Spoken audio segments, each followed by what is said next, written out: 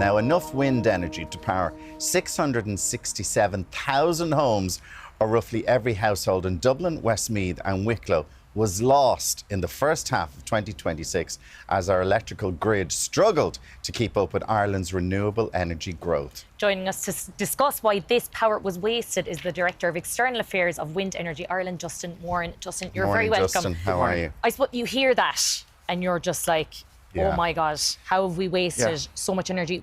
Why is this the case? It's very frustrating. You know, we had a very good first 6 months of the year. Wind farms provided about 36% of the country's power. But what's frustrating is it could have been much better. And the reason it wasn't, you know, we lost about 15% of the power we could have produced across the island of Ireland was because the grid, the overhead lines, the cables, the substations is simply not powerful enough or doesn't have the capacity to get the power from where we generate it to where your viewers at home want to use it. And the real challenge for consumers with that is that when we have to switch off those wind turbines, we bring on more expensive imported gas generation. So the real consequence is you end up paying more in your bills, but for dirtier energy. And what we really need to be seeing is to push forward with both the long-term solutions, which is building new grid, building new overhead lines, new substations, but also solutions like enabling us to better store energy so that we can use it at the best time for consumers. So when people say, like, you've wasted it, it wasn't like it was generated and then just went off. You were actually asked to turn the turbines off. Exactly. So, you know, if you look at somewhere like Mayo or Donegal, for example, where the electricity grid is maybe not as strong as it is in other places, if it's a very windy day in Mayo or Donegal, our wind farms could be producing a lot of electricity, and we'll get told by EirGrid, who operate the system, that the grid, the physical lines, the cables simply doesn't have the capacity to get all of that power out. So reduce the amount of electricity you're producing, so we'll either turn them down or we'll turn them off.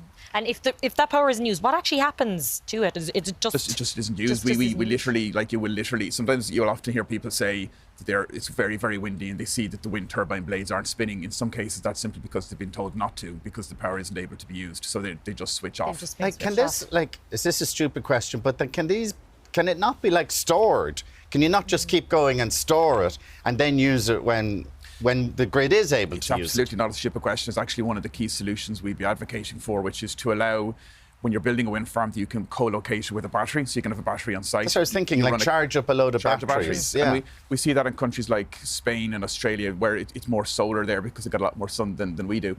But what they do is they charge up the batteries at 12 o'clock, 1 o'clock, 2 o'clock, and there's far more solar than they can need. And then they use it at 6, 7, 8, 9 o'clock in the evening when people need it.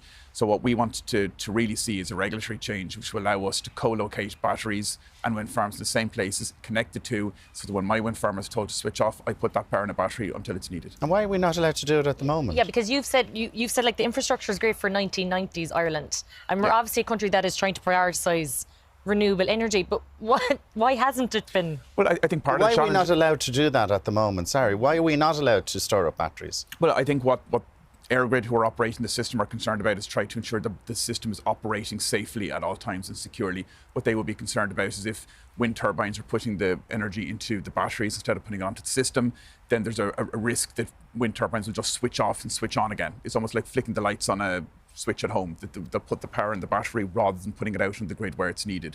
What we say is the solution to that is we'll put the power in the batteries when you tell us we can't produce it, and that's the solution. And going back to Aidan's point about the electricity grid, I think it's really important to understand that building those cables, building those overhead lines is critical to putting renewable energy on the system, but it's also what we need to do to be able to build houses in rural Ireland, to attract investment outside the M50, to be ready for the next storm Mayo in. If you want a 21st century Ireland, you need a 21st century electricity grid. Yeah, because it's about energy security now as well, because as we've seen since since the war in Ukraine, let's say, and now with Iran, like energy prices, we need to have it in place to protect our energy sources, and to keep the country and to keep costs down for households. Absolutely, like we're living in maybe the second fossil fuel crisis we've had in the last 5 years, and you know, the SRI had a report in April pointing out that what's driving up the prices for consumers is our dependency on imported gas. So we need to get off that as quickly as possible. There are some really positive things coming. EirGrid is building an interconnector which will connect the east coast of Cork to the north coast of France, which means we'll be able to import cheaper power from France when the prices are lower over there. That will help consumers. And it will also, and this goes back to your point, it will critically help energy security, because if we need power, we can get it from France. We currently have 3 interconnectors. They're all to Britain. So what the government is doing is trying to expand, so we're not just dependent on one other country. We can go to France, and they're even looking at interconnector to Spain. But the north-south interconnector, that has been in talks for the last 2 decades. Why didn't that ever happen? Like, what have been the roadblocks? I think, and actually I was working in Airgrid in the mid-2010s. We were trying to move that project forward. And I think Airgrid would say themselves that maybe the approach to engaging with the communities maybe in the 2000s wasn't as good as it could have been. I would also say, even if somebody is working now in a different part of the sector, Airgrid's community engagement has improved dramatically. They would be seen as maybe best in class. So I think what they're trying to do at the moment is to build relationships with people on the ground, to build support for that project and get it built, because it is probably the most fundamentally important energy project on the island of Ireland. We're losing probably 100 million euros in terms of money lost that ends up in consumer bills because the North-South Interconnector isn't there. So it's objections, basically. So what's happening now we're losing this energy that we could be creating and bringing electricity bills down.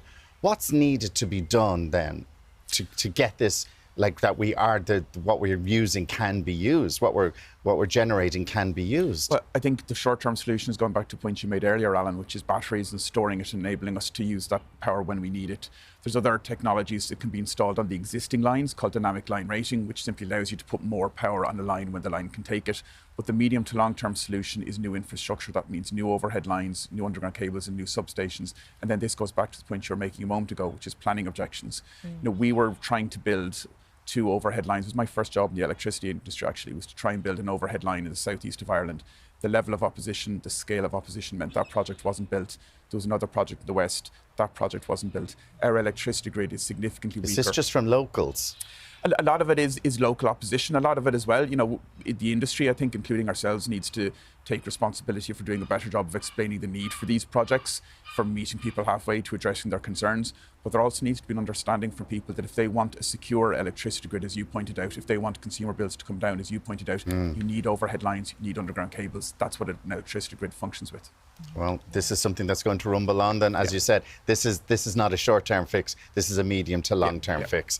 Yeah. Well, look at Justin Moran, who's Director of External Affairs at Wind Energy Ireland. Thank you so much for joining us this morning. Thanks. Lots more still to come. The show will be back in a few minutes.